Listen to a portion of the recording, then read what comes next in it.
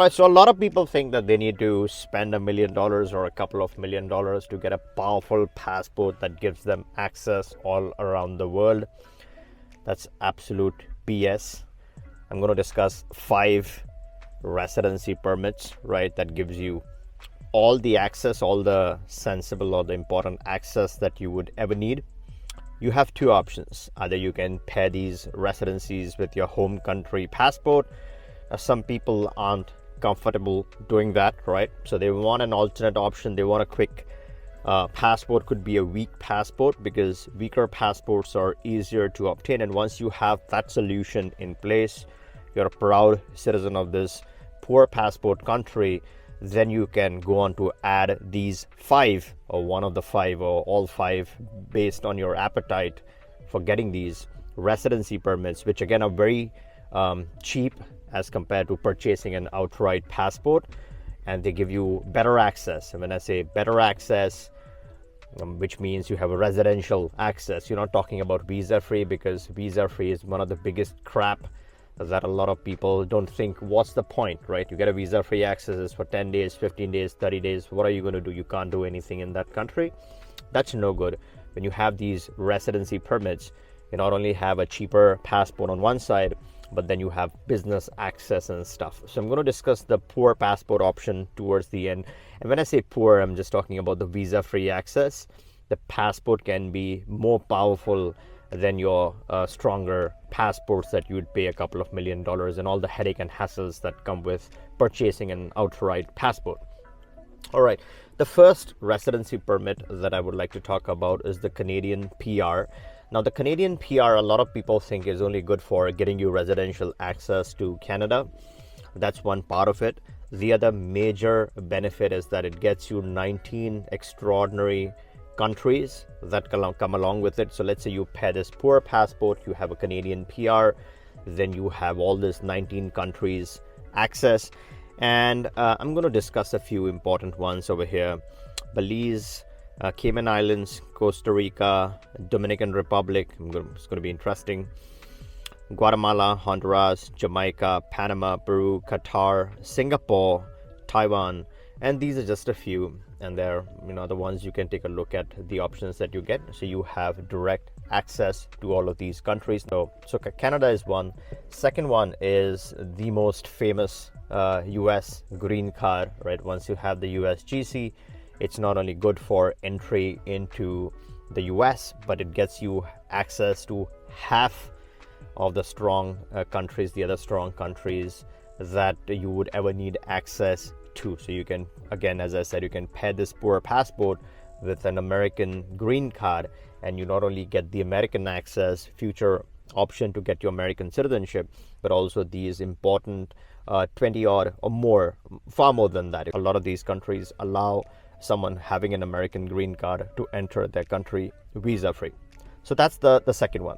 The third one is the Mercosur ID, right? If you have a cedula from a Mercosur member country, then that Mercosur gives you freedom of movement. You can choose to live in any other Mercosur country. So that's the huge benefit of having a Mercosur ID. It gets you 4 or 5 vital countries in Latin Americas. Then you also have the fourth one on my list is the GCC. GCC is the Gulf permit. So let's say you have a GCC visa, you have access to 4 or 5 Gulf nations. You can tag this with your poor passport, and that's how you can strengthen its abilities, right, in the GCC. Finally, in the number 5, I have the Schengen residency permit. Once you have the Schengen Permanent Residency, that is not just a permanent residency for that member state. You have access to 22 other EU countries, and some notable examples are Austria, Belgium, Bulgaria, Croatia, Cyprus, Denmark, Estonia. So the list really goes on. So you have vital access there. So let's say you have this poor passport, you get 2 or 3 of these residencies, you tag that along with this passport, and then you're talking about a substantial access on any passport, right? And this doesn't need to be your home country passport. It could be, let's say you don't have the budget and you want to pair these residencies on your home country passport, then automatically you're bumping up the strength of that document. But as I said in the beginning, if you aren't comfortable exposing your home country passport, let's say you want to have this tagged or associated with these other permits. So mind you, when I'm saying all of this, this is not an immigration advice. Be mindful that some of these countries, right, where you're getting all these residencies from, they might ask you for your other nationalities, and that is fine. You got to be compliant, you got to keep things legal. The primary would be your nationality that you're exercising, right? You're applying from that country, so you can conveniently pair this with your main passport, or rather the second passport. Let's jump to the second part, which is this weak passport. What are the weak passport options? There are a few out here, right? You have Armenia, which is a significantly weak passport. Now have covered Armenia substantially as part of my previous videos. You can check my channel. If you aren't subscribed to the channel, make sure to turn on the bell notification and subscribe so you're always notified of any breaking news. So Armenia is an option, a convenient residency that you can kickstart with opening a business in Armenia. There is no specified minimum physical presence that they have prescribed, so this makes it super interesting for a lot of people. In 3 years, be eligible for the Armenian citizenship. The second, and I think one of the most important ones, is Dominican Republic in Latin America.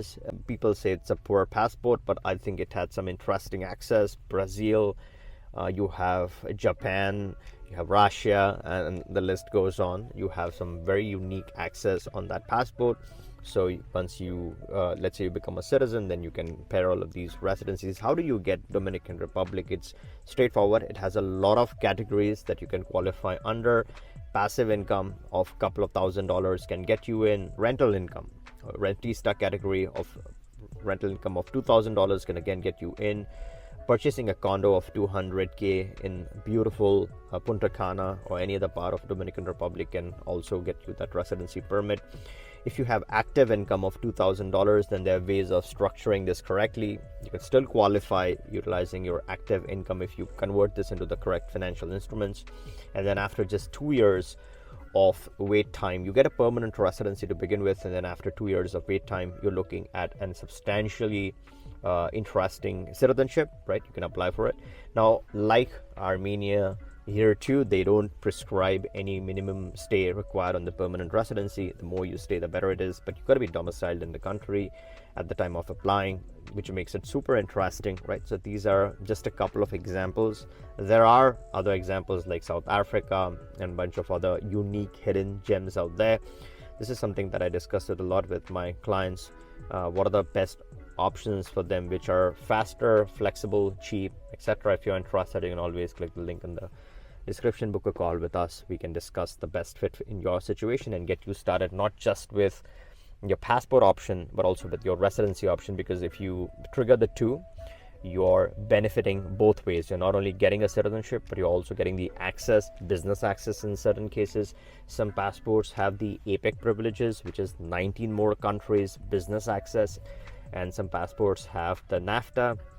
So there's so many things that you can pair and combine and optimize and maximize your potential, your strategy, etc. All right, I hope you liked this video. If you did, give me a thumbs up, make sure you're subbed, and catch you in the next one.